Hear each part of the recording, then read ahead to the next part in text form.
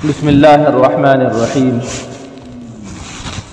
اللہم وفقنا لما تحب وترضى وصلی اللہ تعالی علی النبی الکریم۔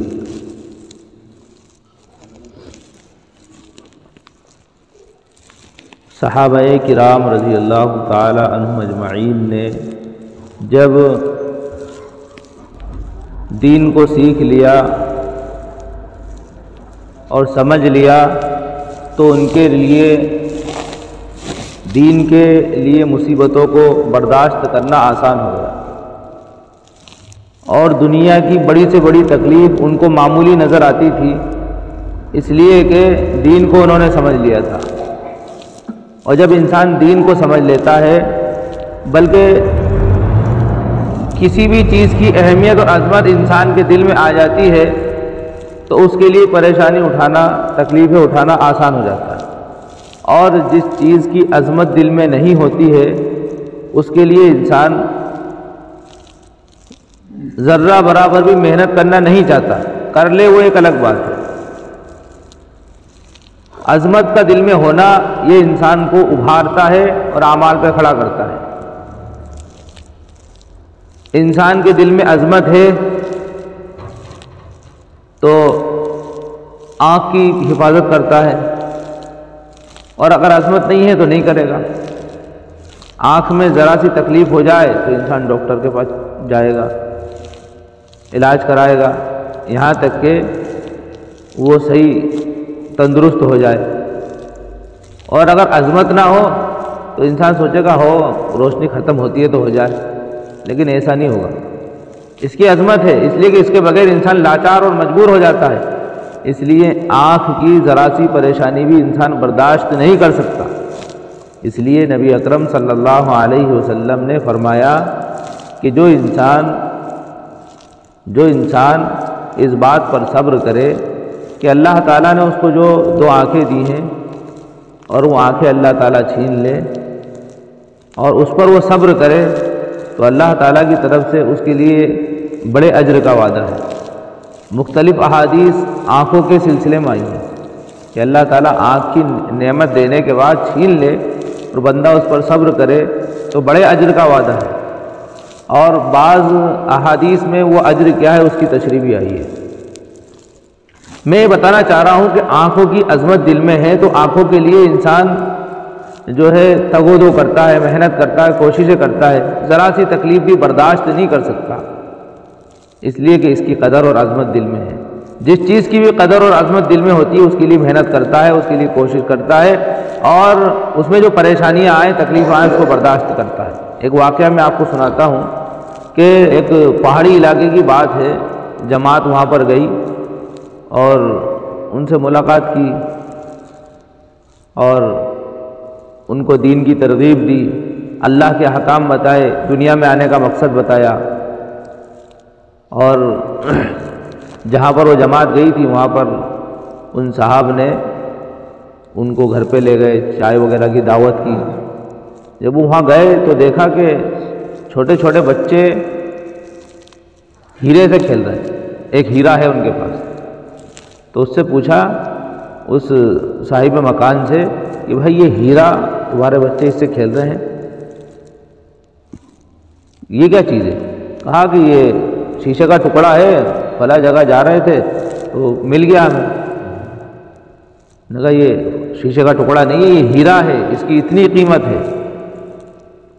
اس کو اس کی اہمیت اور عظمت بتائی، تو وہ ہیرا جس کو شیشے کا ٹکڑا سمجھ رہے تھے، جو بچے کھیل رہے تھے، پیروں میں رڑک رہا تھا، وہ اب ان سے چھڑا کر کہاں رکھ دیا؟ اب تجوری میں رکھ دیا۔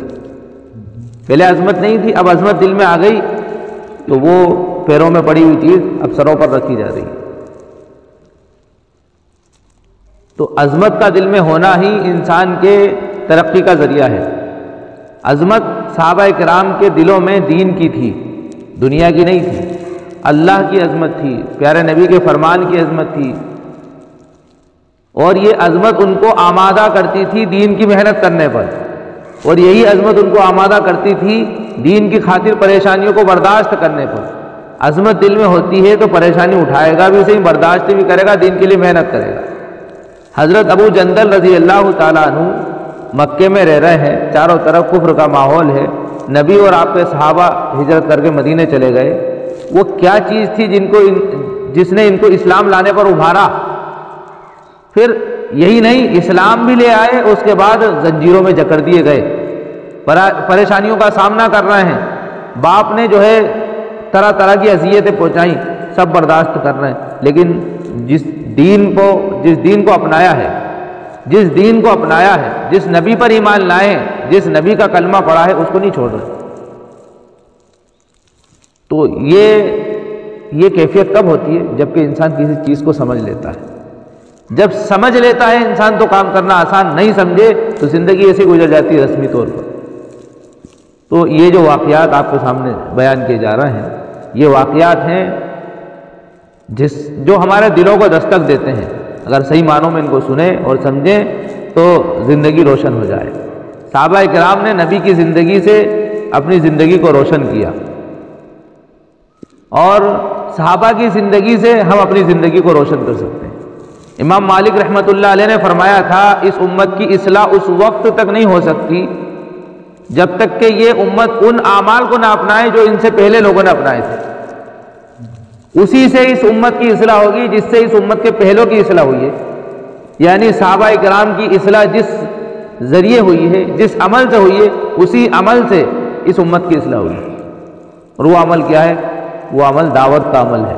اعمال دعوت صحابہ کی زندگی میں تھے تو اصلاحی نہیں بلکہ مصلح بن چکے تھے۔ تو اگر یہ زندگی میں ہے تو ہماری اصلاح تو ہوگی صحیح، ہم کئی کی اصلاح کرنے والے بنیں گے۔ حضرت ابو بصیر رضی اللہ تعالیٰ عنہ انہی لوگوں میں تھے کہ جو اسلام لے آئے تھے اور مکہ میں طرح طرح کی تکلیفیں دیے جا رہے تھے۔ کسی طرح موقع پا کر مکے سے مدینے کی طرف بھاگ نکلے۔ کفار نے ان کو واپس بلانے کے لیے 2 آدمی بھیجے۔ حضور اقدس صلی اللہ علیہ وسلم نے حسب وعدہ واپس فرما دیا۔ آپ نے جیسا کہ وعدہ کیا تھا، جو صلح حدیبیہ کی شرطیں تھیں، ان شرطوں میں ایک شرط یہ تھی کہ ہمارے یہاں کا کوئی آدمی مسلمان ہو کر اگر آپ کے پاس پہنچتا ہے تو آپ اس کو واپس کریں گے، اور نعوذ باللہ آپ کے یہاں کا کوئی آدمی مرتد ہو کر ہمارے یہاں آ جاتا ہے تو ہم واپس نہیں کریں گے۔ یہ شرط تھی، تو اس وعدے کے مطابق نبی نے ان کو واپس کر دیا۔ ابو بصیر رضی اللہ تعالیٰ عنہ نے عرض بھی کیا کہ یا رسول اللہ، میں مسلمان ہو کر آیا ہوں، آپ مجھے کفار کے پنجے میں پھر بھیجتے ہیں؟ میں مسلمان ہو کر آیا ہوں، ایک امید لے کر آیا ہوں، اور آپ مجھے واپس پہنچا رہے ہیں۔ تو آپ صلی اللہ علیہ وسلم نے ان سے بھی صبر کرنے کو ارشاد فرمایا، اور فرمایا کہ انشاءاللہ ان قریب تمہارے واسطے راستہ کھلے گا۔ جس طرح حضرت ابو جندل رضی اللہ تعالیٰ عنہ سے کہا تھا کہ تم لوٹ جاؤ، اللہ کوئی راستہ نکالے گا، اس لیے کہ نبی نے ساری کوششیں کر لی، ان لوگوں نے نہیں مانا۔ اب آخری درجہ کیا تھا کہ اپنے ساتھی کو آپ نے جو ہے تسلی دے دی کہ صبر کرو، چلے جاؤ واپس، اللہ کوئی راستہ کھولے گا۔ یہ صحابی ان دونوں کافروں کے ساتھ واپس ہوئے جو ان کو لینے کے لیے گئے تھے، ان کے ساتھ واپس ہوئے۔ راستے میں ان میں سے ایک سے کہنے لگے، یار تیری یہ تلوار تو بڑی نفیس معلوم ہوتی ہے۔ نفیس یعنی اچھی معلوم ہوتی ہے۔ شیخی باز آدمی ذرا سی بات میں پھول جاتا ہے۔ وہ نیام سے نکال کر کہنے لگا، ہاں میں نے بہت سے لوگوں پر اس کا تجربہ کیا ہے۔ یہ کہہ کر تلوار ان کے حوالے کر دی۔ انہوں نے اسی پر اس کا تجربہ کیا، یعنی نمٹا دیا اس کو۔ دوسرا ساتھی یہ دیکھ کر کہ ایک کو تو نمٹا دیا، اب میرا نمبر ہے، بھاگا ہوا مدینے آیا اور حضور اکرم صلی اللہ علیہ وسلم کی خدمت میں حاضر ہو کر عرض کیا کہ میرا ساتھی مر چکا ہے، اب میرا نمبر ہے۔ اس کے بعد ابو بصیر رضی اللہ تعالیٰ عنہ بھی پہنچے اور عرض کیا کہ یا رسول اللہ، آپ اپنا وعدہ پورا فرما چکے ہیں، مجھے واپس کر دیا اور مجھ سے کوئی عہد و پیمان ان لوگوں کا نہیں ہے۔ آپ سے جو وعدہ تھا وہ آپ نے پورا کر دیا، میرے سے کوئی وعدہ تھوڑی ہے ان کا، میں نے تو اپنے دین کی حفاظت کے لیے اس کو نمٹا دیا۔ تو کہا کہ مجھ سے کوئی وعدہ، کوئی عہد ان لوگوں کا نہیں ہے جس کی ذمہ داری میرے اوپر ہو۔ وہ مجھے میرے دین سے ہٹاتے ہیں، اس لیے میں نے یہ کیا کہ اس کو نمٹا دیا۔ حضور صلی اللہ علیہ وسلم نے فرمایا کہ لڑائی بھڑکانے والا ہے، کاش کہ اس کا کوئی معین و مددگار ہوتا۔ وہ اس کلام سے سمجھ گئے کہ اب بھی اگر کوئی میری طلب میں آئے گا تو واپس کر دیا جاؤں گا۔ وہ اس کلام سے، یعنی اس بات سے نبی نے فرمایا کہ کاش کوئی اس کا مددگار ہوتا، یعنی اب بھی میری مدد نہیں کی جائے گی۔ سمجھ گئے وہ کہ میں واپس کر دیا جاؤں گا اور کوئی نہ کوئی تو مجھے لینے آئے گا ہی صحیح۔ تو وہ وہاں سے چل دیے اور وہاں سے چل کر سمندر کے کنارے ایک جگہ پر آ پڑے۔ مکہ والوں کو اس قصے کا حال معلوم ہوا تو ابو جندل رضی اللہ تعالیٰ عنہ بھی، جن کا قصہ پہلے گزرا، چھپ کر وہیں پہنچ گئے۔ اسی طرح جو شخص بھی مسلمان ہوتا وہ ان کے ساتھ جا ملتا۔ چند روز میں یہ ایک مختصر سی جماعت ہو گئی۔ جنگل میں جہاں نہ کھانے کا کوئی انتظام، نہ وہاں باغات اور آبادیاں، اس لیے ان لوگوں پر جو گزری ہوگی وہ تو اللہ ہی کو معلوم ہے۔ کچھ نہیں تھا وہاں پر، کھانے پینے کا کوئی انتظام نہیں۔ کس طرح وہ رہے ہوں گے جنگل کے اندر، ساحل کے کنارے پر، کس طرح انہوں نے زندگی بسر کی ہوگی تو اللہ ہی کو معلوم ہے۔ آج انسان ٹریفک میں چل رہا ہو، یعنی روڈ پہ کہیں بھی چلے جائیں کچھ نہ کچھ لوگ تو مل ہی جاتے ہیں، وہاں پر اگر گاڑی پنچر ہو جائے تو 10 منٹ گزارنا مشکل، 10 منٹ گزارنا مشکل، جبکہ کوئی ویرانی نہیں ہے، روڈ تو چلتا رہتا ہے، رات میں بھی دن میں بھی کوئی نہ کوئی تو آتے جاتے رہتے ہیں۔ اس کے باوجود اگر گاڑی پنچر ہو جائے تو انسان کا تھوڑا سا وقت گزارنا مشکل ہو جاتا ہے۔ اور یہ جنگل میں جہاں پر نہ کوئی آبادی ہے، نہ کوئی کھانے پینے کا انتظام ہے، اپنے دین کی حفاظت کے لیے پہنچ گئے۔ جس طرح اصحاب کہف ایک غار کے اندر جا کر سو گئے، پناہ لے لی، اس لیے کہ ان کے ساتھ بھی ایمان کا مسئلہ تھا، انہوں نے اپنے ایمان کی حفاظت کی، اس کے لیے جنگلوں میں نکل گئے، پہاڑ کے غار میں چھپ گئے اور اپنے ایمان کو بچایا، اس لیے کہ وہ سمجھ گئے تھے ایمان سے بڑی کوئی دولت نہیں ہے، ایمان ہی اصل دولت ہے۔ ایمان زندگی میں نہیں ہے اور دنیا کی ساری نعمتیں ہیں تو سمجھ لیجئے کہ دنیا میں کچھ بھی نہیں کمایا، اور کچھ بھی نہیں ہے دنیا کے اعتبار سے، صرف ایمان کی دولت ہے، سمجھ لیجئے یہ انسان کامیاب ہے۔ فٹ پاتھ پر زندگی گزارنے والا اگرچہ اس کے پاس پہننے کو کپڑا نہ ہو اور کھانے کے لیے گزر بسر کے لیے کوئی سامان نہ ہو، اگر اس کی زندگی میں ایمان ہے تو وہ کامیاب ہے۔ اور محلوں میں رہنے والا، عالیشان بنگلوں میں رہنے والا، اگر اس کی زندگی میں ایمان نہیں ہے تو ناکام ہے۔ اس لیے کہ دنیا تو عارضی ٹھکانہ ہے، دنیا عارضی زندگی ہے، دائمی زندگی جہاں پر ہمیشہ رہنا ہے، موت کو بھی وہاں موت آ جائے گی، وہ آخرت کی زندگی ہے۔ وہاں کی ذرا سی تکلیف بھی بہت ہے اور یہاں کی بہت ساری تکلیف بھی ذرا سی ہے۔ وہ انسان جس نے زندگی بھر تکلیفیں اٹھائی ہوں گی، دنیا کا وہ انسان جس نے زندگی بھر تکلیفیں اٹھائی ہوں گی، کبھی چین کی سانس نہیں لی ہوگی، کبھی سکون سے وہ نہیں رہا ہوگا، ایسے انسان کو اللہ تعالیٰ بلائیں گے اور جنت کا ایک گوتا لگوائیں گے، گوتا یوں کیا اور واپس نکال لیا۔ اس سے پوچھیں گے بھائی دنیا میں کوئی تکلیف اٹھائی تھی؟ وہ کہے گا اللہ تکلیف کیا ہوتی ہے؟ تکلیف کے لفظ کو ہی بھول جائے گا وہ کہ تکلیف ہوتی کیا ہے، یہ پریشانی ہوتی کیا ہے۔ اتنی اچھی جگہ ہے جنت۔ وہ انسان جس نے مخمل کے گدوں پر، عالیشان بنگلوں میں اور تمام عیش کے سامانوں میں زندگی گزاری ہوگی، کبھی بھی ذرہ برابر اس کو تکلیف اور پریشانی نہیں پہنچی ہوگی، اس انسان کو بلائیں گے، جہنم کا ایک گوتا لگوائیں گے، اس سے پوچھیں گے بھائی دنیا میں کیسے آرام سے زندگی گزاری؟ یہ آرام کیا ہوتا ہے؟ میں نے تو کبھی آرام دیکھا ہی نہیں۔ میں نے تو کبھی راحت دیکھی نہیں، سکون دیکھا ہی نہیں۔ اتنی خطرناک جگہ ہے جہنم۔ دنیا عارضی ہے، آخرت دائمی ہے۔ دنیا کی بڑی بڑی پریشانی بے معنی ہے، ان کی کوئی حیثیت نہیں، اس لیے کہ موت تک ہے۔ موت آئی، دنیا کی ساری پریشانی ختم۔ اچھے اعمال کیے ہیں تو اب بھلائی بھلائی، اجر ہی اجر، ثواب ہی ثواب، بدلہ ہی بدلہ، درجات کی بلندی، ترقی ہی ترقی۔ موت نے ساری پریشانیوں کو ختم کر دیا، اس لیے کہ دنیا تو عارضی ہے۔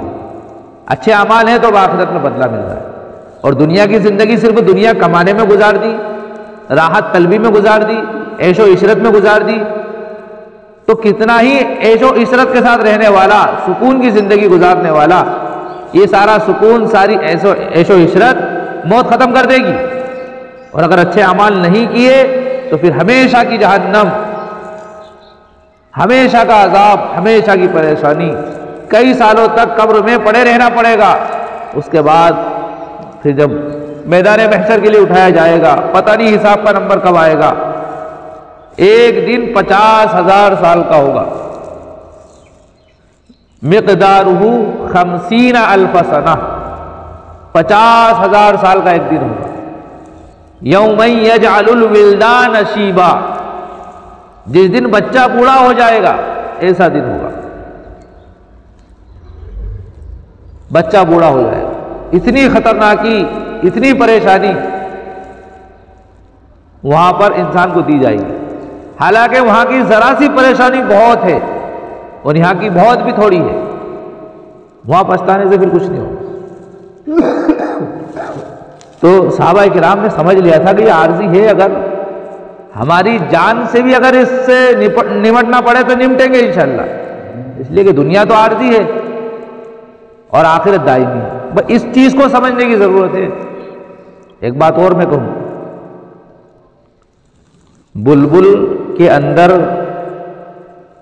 سریلی آواز ہوتی ہے، دلکش آواز ہوتی ہے، جس سے انسان لبھا جاتا ہے، لیکن اگر وہ بولے نہیں تو کوا اس سے بہتر ہے، سمجھے؟ اسی طرح نمک میں اگر نمکینیت نہ ہو اور اس کے مقابلے میں ہیرے جواہرات سامنے رکھ دیے جائیں تو وہ بے معنی ہے، اس لیے کہ سبزی میں تو نمک کی ضرورت ہے، ہیرے جواہرات کی نہیں ہے۔ میں بتانا چاہ رہا ہوں، بھینس آپ نے لی ہے، اگر دودھ نہ دے تو اس سے بہتر تو پاڑا ہے، جس سے امید ہی نہیں تھی کہ دودھ دے گا۔ سمجھ رہے بات؟ تو جو انسان جس کام کے لیے بنایا گیا ہے وہ اس کام کو تو نہ کرے، اس کے علاوہ دنیا کے 1000 کام کر لے۔ جس مقصد کے لیے انسان کی تخلیق ہوئی ہے وہ ایک ہی کام نہیں کر رہا ہے، باقی سارے کام کر رہا ہے۔ کھیت میں ہل جوت رہا ہے، بنیے کے پاس مزدوری کر رہا ہے، دکان چلا رہا ہے، تجارت کر رہا ہے، دنیا کے سارے کام کر رہا ہے، دنیا کے 1000 کام کر رہا ہے، اور آخرت کا ایک کام نہیں کر رہا ہے۔ جس کام کے لیے اس کو پیدا کیا گیا تھا وہی کام یہ نہیں کر رہا ہے، باقی سب کر رہا ہے۔ تو یہ تو ایک الزام اپنے سر لے لینا ہے، ہمارا یہ کہنا کہ ہم سے نہیں ہوتا، یہ سراسر الزام ہے، کس پر؟ اللہ پر۔ اللہ نے جس کام کے لیے پیدا کیا گیا وہی ہم نہیں کر سکتے، ایسا کیسے ہو سکتا ہے؟ پیدا کیا گیا عبادت کے لیے اور ہم عبادت ہی نہ کر پائیں، ایسا نہیں ہو سکتا۔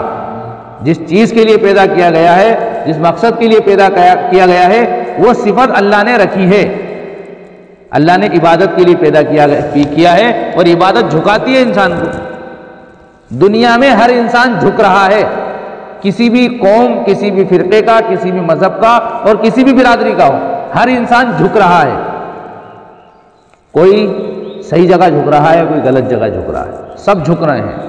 حضرت مولانا علی میاں ندوی رحمۃ اللہ علیہ فرمایا کرتے تھے کہ اللہ تعالیٰ نے اس کو مٹی سے بنایا ہے، مٹی میں جھکنے کی صفت ہے، اگر اس کو رب کائنات کے سامنے نہیں جھکایا، حقیقی رب اور حقیقی مالک کے سامنے نہیں جھکایا، تو یہ بتوں کو اور پتھروں کو سجدہ کرے گا، رب کو سجدہ نہیں کرے گا۔ اس لیے کہ جھکنے کی صفت ہے اس کے اندر، اس کو صحیح جگہ جھکا دو، یہ ہم سب کا مقصد ہے۔ یہ ہم سب کا جو ہے کام ہے. ہم نے اس کام کو تو چھوڑ دیا, دنیا کے سارے کام کر رہے ہیں. امتیاز اللہ نے اس امت کو اسی بنیاد پر دیا ہے. اور جب ہم کرسی کو چھوڑ دیں گے تو امتیاز ختم ہو جائے گا. کلیکٹر کا امتیاز جب تک کرسی پر بیٹھا ہوا ہے, جج کی عزت جب تک کہ وہ کرسی پر بیٹھا ہوا ہے. جب اس کی نوکری ختم, وہ ریٹائر ہو گیا تو اس کی کوئی عزت اور ویلیو نہیں ہوتی ہے. کوئی بھی انسان ہو, اگر وہ کرسی پر بیٹھا ہے تو اس کی عزت ہے, اور نہیں بیٹھا ہے, نوکری ختم ہو گئی, ریٹائر ہو گیا, اب اس کی ویلیو ختم, اس کی عزت ختم. اور 10 لوگ جو سلام ٹھوکتے تھے وہ بند, جو ہدیے تحفے آتے تھے بند. ایسے ہی ہم لوگوں کو اللہ تعالیٰ نے امتیاز دیا تھا, کرسی پر بٹھایا تھا, دعوت کی کرسی پر, دعوت اللہ کی کرسی پر, لوگوں میں اللہ کے پرچار کرانے کی کرسی پر. ایک اہم شعبے کے ذمہ دار تھے ہم لوگ, دعوت کا شعبہ, اس کے ذمہ دار تھے. یہ ایک اللہ نے ایک امتیازی شان ہمیں دی تھی اس کے ذریعے سے. ہم نے اس کام کو چھوڑا تو پھر اب دیکھو کیا کر رہے ہیں, بھینس کا گوبر پھینک رہے ہیں, جھاڑو لگا رہے ہیں, ذلت اور خواری والے کام کر رہے ہیں. مسکنت گویا کہ ہمارے اوپر تھوپ دی گئی ہے. ہم بالکل لاچاروں کی طرح پھٹے پرانے کپڑوں میں اور بالکل بے حسی کی زندگی گزار رہے ہیں, اور ہم سمجھ ہی نہیں پا رہے. ہم بس اتنا سمجھ لیں کہ ہم جس مقصد کے لیے پیدا کیے گئے تھے اس کو ہم نے چھوڑ دیا ہے, یہ اس کا وبال ہے. اس لیے نبی نے فرمایا عقل مند انسان وہ ہے جو اپنے نفس کا محاسبہ کرے. عقل مند انسان وہ ہے جو اپنے نفس کا محاسبہ کرے کہ کیا میں اس لیے پیدا کیا گیا تھا. محاسبہ کرے کہ کیا میرا یہ کام ہے, میں انسان ہوں, میں جانوروں کی خدمت میں لگ گیا, کیا میرا یہی کام ہے. اللہ نے اتنی قیمتی زندگی دی, اتنی قیمتی ایمان کی دولت دی, مجھے اعمال سے جوڑا اور میں ہٹ گیا. مجھے نعمتیں دی, میں نے ناشکری کی, ناقدری کی. محاسبہ کرے ہر لائن سے اپنا, اور سر فہرست اس بات کا محاسبہ کرے کہ کیا میری پیدائش کا مقصد صرف یہی ہے دنیا. محاسبہ کرے اپنے نفس کا. وعمل لما بعد الموت, اور مرنے کے بعد جو زندگی آنے والی اس کے لیے عمل کرے. الکیس من دان نفسہ وعمل لما بعد الموت, یہ عقل مند انسان ہے. نبی فرما رہے ہیں. نبی کون تھے؟ وہ جن کو اللہ تعالیٰ نے 99 درجے عقل دی. عقل کے 100 درجے اللہ تعالیٰ کے پاس, 100 میں سے ایک درجہ نکالا, 99 اللہ کے پاس ہیں. اس ایک میں سے 99 درجے اللہ تعالیٰ نے اپنے پیارے پیغمبر صلی اللہ علیہ وسلم کو عقل دی, اور جو ایک درجہ تھا وہ پوری کائنات میں تقسیم کر دیا. وہ اتنی عقل رکھنے والے نبی فرما رہے ہیں کہ عقل مند وہ ہے جو نفس کا محاسبہ کرے اور مرنے کے بعد جو زندگی آ رہی ہے اس کے لیے عمل کرے. بھائیو یہی کام ہم نہیں کر رہے ہیں, باقی سب کر رہے ہیں, اور اللہ تعالیٰ نے اسی کام کے لیے پیدا کیا ہے. اس امت کی بعثت نبی کی بعثت کو پھیلانے کے لیے ہے. اس امت کی بعثت نبی کی بعثت کا پھیلاؤ ہے. اس لیے ضروری ہے کہ یہ جو کام ہے جس کے لیے ہم پیدا کیے گئے اس میں لگ جائیں.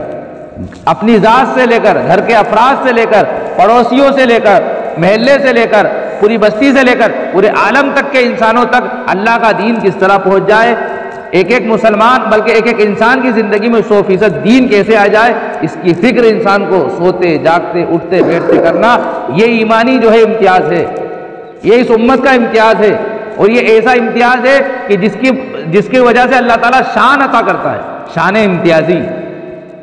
ان تتقوا اللہ یجعل لکم فرقانا ویکفر عنکم سیئاتکم. اگر صحیح معنوں میں اللہ سے ڈرو گے, اللہ سے ڈر کر زندگی گزارو گے, اللہ ایک شان امتیازی تمہیں عطا کرے گا. تو یہ ہمارا کرنے کا کام تھا جس کو ہم نے چھوڑ دیا, اور جو کام کرنے کا نہیں تھا وہ ہم کر رہے ہیں. پھر سے ایک مرتبہ دہرا دیتا ہوں کہ ایسا ہو ہی نہیں سکتا کہ جس کام کے لیے اللہ نے پیدا کیا گیا ہو وہ ہم سے نہ ہو. ایسا ہو ہی نہیں سکتا. اللہ نے پیدا کیا ہے اس کام کے لیے, ہم اس کام کو بخوبی انجام دے سکتے ہیں. اس کے لیے عالم ہونا, مفتی ہونا اور کوئی بہت زیادہ پڑھا لکھا ہونا ضروری نہیں ہے. جس انسان نے لا الہ الا اللہ پڑھا ہے, محمد رسول اللہ پڑھا ہے, وہ ہر ایک کو ایک کلمہ سنائے اور کہے کہ اللہ کے سوا کوئی معبود نہیں, حضرت محمد مصطفیٰ صلی اللہ علیہ وسلم اللہ کے رسول ہیں. جس نے اللہ کو رب مان کر اور محمد رسول اللہ کو پیغمبر مان کر زندگی گزاری ہے، اللہ کے حکموں پر، پیارے نبی کے طریقوں پر اپنی زندگی گزاری ہے، وہ ہمیشہ کے لیے کامیاب ہے۔ جس انسان نے یہ کہا، یہ سنا، اس کے لیے کہنا بھی ضروری ہے۔ جس نے کہا کہ میں آخری نبی کا امتی ہوں، آخری نبی کی دعوت کو لے کر چلنا ضروری ہے، یہ ضروری کام تھا، اس کے لیے ہم پیدا کیے گئے ہیں، اس کو کر سکتے ہیں۔ تو صحابہ کرام کی زندگیوں میں یہی ایک دھن تھی، یہی ایک فکر تھی۔ کیوں؟ اس لیے کہ سمجھ لیا تھا اس کو، اس مقصد کو سمجھ لیا تھا۔ سمجھ لیا تو آسان ہے، اور ہم نے نہیں سمجھا تو مشکل نظر آ رہا ہے۔ صبح ٹھنڈ میں اٹھ کے آنا مشکل نظر آتا ہے، ٹھنڈے پانی سے وضو کرنا مشکل نظر آتا ہے، نیند قیمتی معلوم ہوتی ہے، اور نماز پڑھنا معمولی معلوم ہوتا ہے۔ کیوں؟ اس لیے کہ ہم نے سمجھا نہیں۔ جس دن ہم سمجھ لیں گے، ایمان کی مٹھاس محسوس ہو گئی بھائیوں، پھر گھروں میں دل نہیں لگے گا، کاروبار میں دل نہیں لگے گا، اور دنیا میں دل نہیں لگے گا، بازاروں میں دل نہیں لگے گا۔ دل کہاں لگے گا؟ مسجد میں لگے گا۔ کب؟ جب ہم ایمان کی مٹھاس کو محسوس کر لیں، اور ایمان کی مٹھاس وہی محسوس کرتا ہے جس کے اوپر دعوت کا غلبہ ہو، امت کی فکر ہو، جس کو اس بات کی فکر ہو کہ پوری دنیا میں 100% دین پر عمل کرنے والے لوگ کیسے بن جائیں، نبی کا دین پوری دنیا میں کیسے پھیل جائے، پوری امت راہ راستے پر کیسے آ جائے، ہدایت والے راستے پر کیسے آ جائے۔ اور ہمارا کام صرف کوشش کرنا ہے، نتیجہ اللہ کے اوپر ہے۔ ہم نتیجے کی فکر میں لگ جاتے ہیں اور کام کو چھوڑ دیتے ہیں، نتیجہ ہمارے ہاتھ میں نہیں ہے۔ اس لیے اگر نتیجہ ہمارے ہاتھ میں ہوتا تو کبھی کام ہی نہیں کر پاتے۔ ہم کوشش کرتے رہیں، نتیجہ اللہ پر چھوڑ دیں۔ تو اس لیے حضرت ابو بصیر رضی اللہ تعالیٰ عنہ وہاں سے چلے اور ایک جگہ پڑاؤ ڈال لیا، جہاں پر کوئی آبادی نہیں، کوئی کھانے کا انتظام نہیں، کیا گزری ہوگی بس اللہ ہی جانتا ہے۔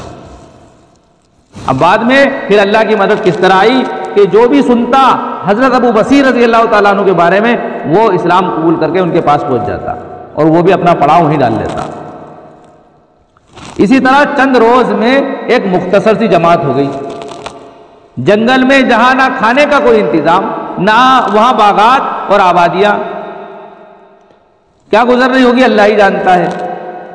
مگر جن ظالموں کے ظلم سے پریشان ہو کر یہ لوگ بھاگتے تھے، جن ظالموں کے ظلم سے پریشان ہو کر یہ لوگ بھاگتے تھے، ان کا ناطقہ بند کر دیا۔ جو قافلہ ادھر کو جاتا اس سے مقابلہ کرتے اور لڑتے، حتیٰ کہ کفار مکہ نے پریشان ہو کر حضور کی خدمت میں عاجزی اور منت کر کے اللہ کا اور رشتہ داری کا واسطہ دے کر آدمی بھیجا کہ اس بے سری جماعت کو، بے سری بھی لوگ پڑھتے ہیں، اس بے سری جماعت کو اپنے پاس آپ بلا لیجئے کہ یہ معاہدے میں تو داخل ہو جائیں اور ہمارے لیے آنے جانے کا راستہ کھل جائے۔ لکھا ہے کہ حضور صلی اللہ علیہ وسلم کا اجازت نامہ جب ان حضرات کے پاس پہنچا ہے تو ابو بصیر رضی اللہ تعالیٰ عنہ مرض الموت میں گرفتار تھے۔ حضور صلی اللہ علیہ وسلم کا والا نامہ ہاتھ میں تھا کہ اسی حالت میں انتقال فرمایا رضی اللہ عنہ وارضاہ۔ آدمی اگر اپنے دین پر پکا ہو، بشرطے کے دین میں سچا بھی ہو، تو بڑی سے بڑی طاقت اس کو نہیں ہٹا سکتی۔ اور مسلمان کی مدد کا تو اللہ تعالیٰ نے وعدہ کیا ہے، بشرطے کہ وہ مسلمان ہو۔ مسلمان کی مدد کا وعدہ اللہ نے کیا ہے، بشرطے کہ مسلمان ہو۔ بھائیو، اگر شرط دیکھی جائے بلکہ شرائط اسلام دیکھی جائیں تو ایک شرط پر بھی ہم کھرے نہیں اتر رہے ہیں، اس لیے اللہ کی مدد نہیں آ رہی ہے۔ کفر جب تھراتا ہے جبکہ ایمان 100% زندگی میں ہوتا ہے۔ ایک صاحب نے کیا خوب لکھا کہ صحابہ کرام کے اوپر جو حالات تھے وہ ایمان کی بلندی کی وجہ سے تھے، تاکہ آزمائے اللہ تعالیٰ۔ جب آزمائش میں کھرے اترے تو اللہ نے سب آسان کر دیا، اور پھر بڑے بڑے عہدے دار اور بڑی بڑی سلطنتیں جو ہے ان کے سامنے سجدہ ریز ہو گئی۔ اور ہم لوگوں کے اوپر جو حالات ہیں وہ دین سے دوری کی وجہ سے ہیں۔ ہم لوگوں کے اوپر جو حالات ہیں وہ دین سے دوری کی وجہ سے ہیں۔ اگر ہم دین کی طرف لوٹ آئیں، دین کو اپنی زندگی کا مقصد بنا لیں، دین کے مطابق زندگی گزاریں، تو یہ حالات چھٹ جائیں گے، حکومتیں پاش پاش ہو جائیں گی، اور ظالم کا ظلم کانپ اٹھے گا۔ جب 100% دین زندگی میں ہوتا ہے تو پھر باطل تھراتا ہے، باطل کانپتا ہے۔ آج کیا ہے؟ آج اگر ترازو میں تولا جائے تو ہمارا پلڑا بہت ہلکا ہے، بہت ہلکا ہے۔ اب پھر ہم کیسے جھکا سکتے ہیں اس پلڑے کو؟ ایمان اور اعمال کی محنت سے جھکا سکتے ہیں۔ 313 کا لشکر ہزاروں پر غالب آیا۔ 313 کا لشکر اپنے سے 3 گنا 4 گنا بڑی تعداد پر غالب آیا۔ وہ کون سی طاقت تھی؟ وہ ایمان کی اور اعمال کی طاقت تھی جس کی وجہ سے غالب آ گئے اور فتح اللہ تعالیٰ نے عطا کر دی۔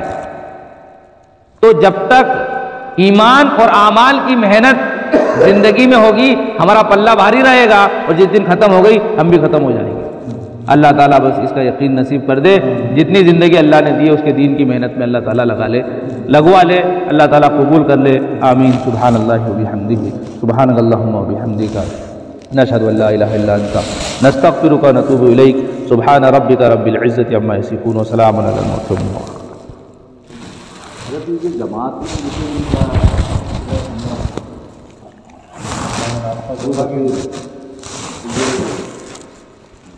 بعد میں مسلمان ہوئے یا بچپن سے مسلمان تھے؟